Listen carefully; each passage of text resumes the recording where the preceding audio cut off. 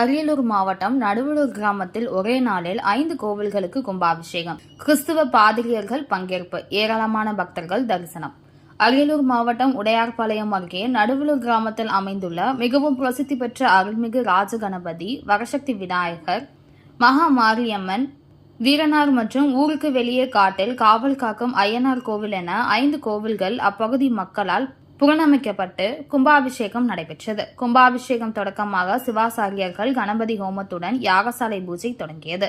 இதையடுத்து தொடர்ந்து நடைபெற்ற 4 கால வேலி பூஜைகள் முடிவுற்ற பின்னர் யாகசாலையில் இருந்து கடம் புறப்பாடு கோவிலை சுற்றி வலம் வந்தது.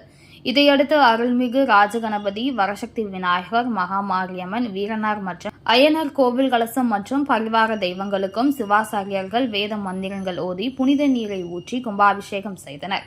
அப்போது பக்தர்கள் கோவிந்தா கோவிந்தா என ஆரவாரம் செய்தனர். இதனைத் தொடர்ந்து புனித நீரானது பக்தர்கள் மேல் நெல், பூக்கள், நவதானியங்களும் தெளிக்கப்பட்டது. பின்னர் மூலவருக்கு அபிஷேகம் மற்றும் அலங்காரம் செய்யப்பட்டு தீபாரதனையும் காண்பிக்கப்பட்டது.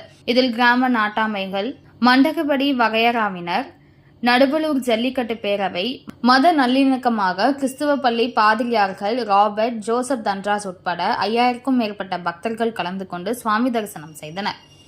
இந்து கோவில் கும்பாபிஷேகத்தில் கிறிஸ்துவர்கள் கலந்து கொண்டு மத நல்லிணக்கத்தையும் கிராம மக்களின் ஒற்றுமையும் காட்டுகிறது. விழாவில் கலந்து கொண்ட பக்தர்கள் அனைவருக்கும் விழாக்குழுவின் சார்பில் அன்னதானம் வழங்கப்பட்டது. இத்தகவலை நமது செய்தியாளர் வேல்முருகன் அரியலூர் மாவட்டத்திலிருந்து தெரிவித்துள்ளார்.